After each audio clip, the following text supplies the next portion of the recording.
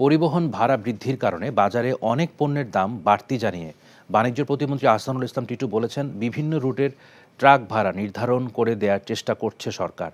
সকালে ঢাকায় টিসিবির পণ্য বিক্রি কার্যক্রম পরিদর্শন শেষে তিনি আরও জানান, নিত্যপণ্য পরিবহনের দূরত্ব অনুযায়ী ট্রাকের ভাড়া বেঁধে দেওয়ার উদ্যোগ নেওয়া হবে। কম দামে পেঁয়াজ বিক্রির উদ্দেশ্যে টিসিবির মাধ্যমে পেঁয়াজ আমদানির চেষ্টা চলছে বলেও জানান বাণিজ্য প্রতিমন্ত্রী।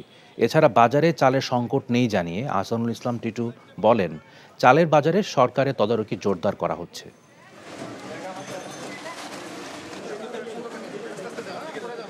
পরিবহন খরচাটাও বেড়ে গেছে। যে ট্রাক ভাড়া ছিল হয়তো 10,000 টাকা, ওইটা ডাবল হয়ে 20,000 টাকা হয়ে গেছে। যেটা ছিল 20, ওইটা 35 হয়ে গেছে। আমরা চেষ্টা করতেছি যে যারা ট্রাক মালিক আছে তাদের সাথেও বাসের যেরকম ভাড়া নির্ধারণ, আমরা দূরত্ব ভেদে এইটাও যদি আমরা নির্ধারণ করে দিতে পারি, তাহলে আমাদের এই জিনিসগুলোর দাম কমে আসবে। আমরা ইনশাল্লাহ চেষ্টা করতেছি পেঁয়াজের সরবরাহটা ভারত থেকে বাড়ানোর জন্য, এবং টিসিবি নিজেও চেষ্টা করতেছে। আমরা রমজানে যেভাবে পেঁয়াজ নিয়ে আসছিলাম, আমরা টিসিবির মাধ্যমে পেঁয়াজ এনে অন্তত ঢাকা এবং শহরের আশেপাশে আমরা পেঁয়াজটা টিসিবির মাধ্যমে দিব।